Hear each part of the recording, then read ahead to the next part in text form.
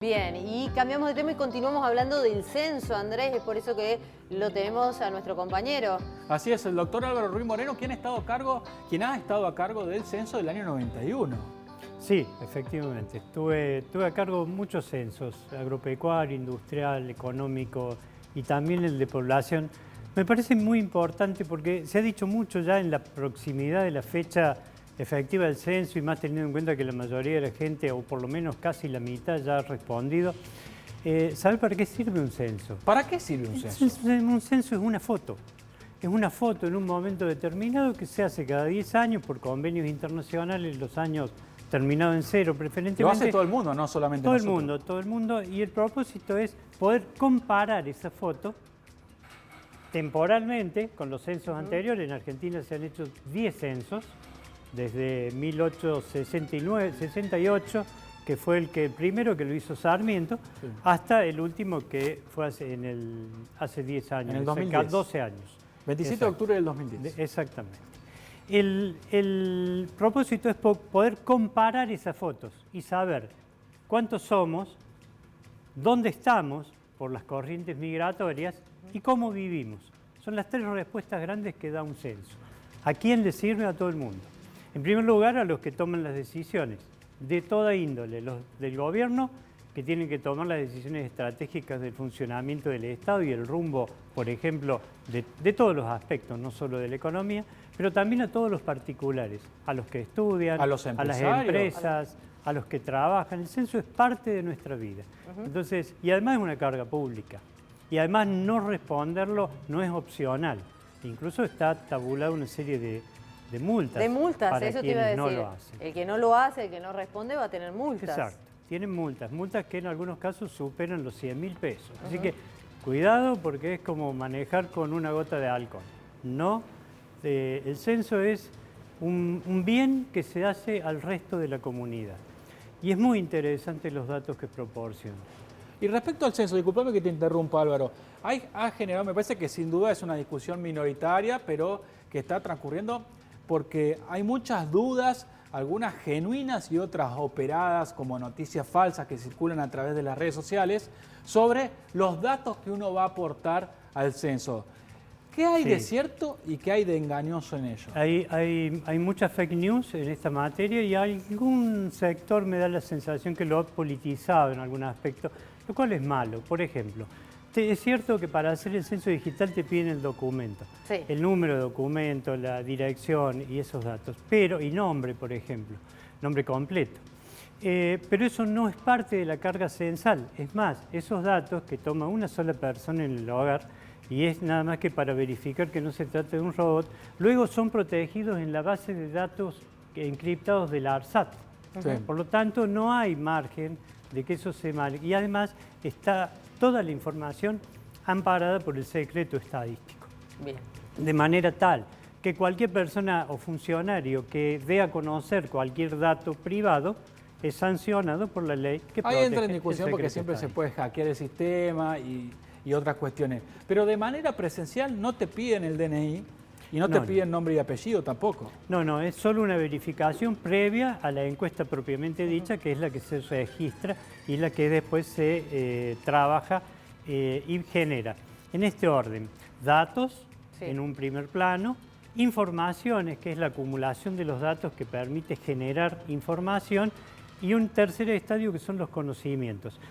Esas tres instancias del manejo del producido del censo es lo que genera la base de las tomas de decisión. Estos son los procesos. Y un censo, la gente tiene que saber que hay 600.000 censistas. Claro. Antes lo hacían los maestros como carga pública. Los maestros luego en la democracia ya protestaron. En un tiempo se les abonaba la jornada, pero dejó de ser obligatorio para ellos y ahora el personal está entrenado. Pero preparar un censo que se hace en un solo día, con 600.000 personas sobre el territorio nacional completo, lleva muchos años de preparación. Años de preparación técnica que no tienen que ver con el gobierno de turno. Esto van cambiando los gobiernos, pero la preparación técnica del área censal es sagrada, porque además, imagínense ustedes, nada más que hacer la planimetría, que se llama la cartografía censal, lleva un trabajo humano enorme de relevamientos que además se van desactualizando muy rápidamente porque la información envejece Claro. y porque además todos los censos conllevan una encuesta posterior. En el caso del Censo de Población y Vivienda, que es la actual, es la encuesta permanente de hogares que lo va actualizando permanentemente durante todos los años en el interregno censal de los 10 años. Otra fake news importante es el tema de cuánto gana la gente. Eso no te lo preguntan. No te preguntan cuánto ganas, pero sí hay un montón de información que uno brinda. Tampoco que te preguntan permite cuántas inferir. propiedades tenés. No. Eso es pero falso. sí te preguntan si tenés trabajo, si has buscado trabajo, qué características tiene tu vivienda, qué características tiene el techo, el baño, los materiales de construcción, etc. Por lo tanto, los datos socioeconómicos se infieren absolutamente de allí. Y luego se complementan con el censo económico, que también se hace cada 10 años, los años terminados en 5. Esa información se cruza. El Estado la tiene en realidad.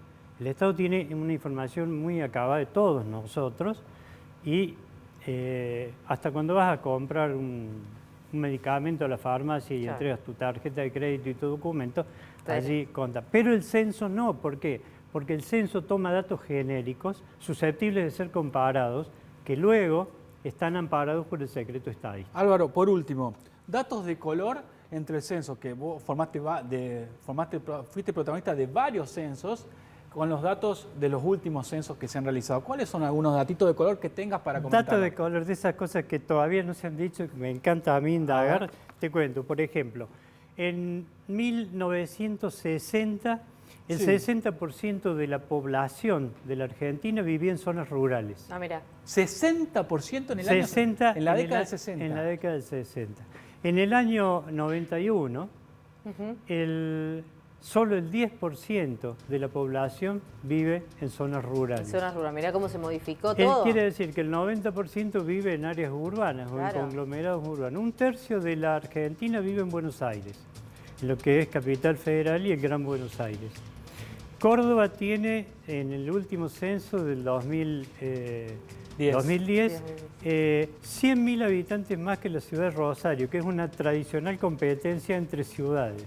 Vamos a apostar. ¿Quién tiene más población, Córdoba o Rosario? Siempre es la disputa clásica de todo censo, bueno, estamos 100.000 arriba. Fíjense este dato, hay 1 millón más de mujeres que hombres.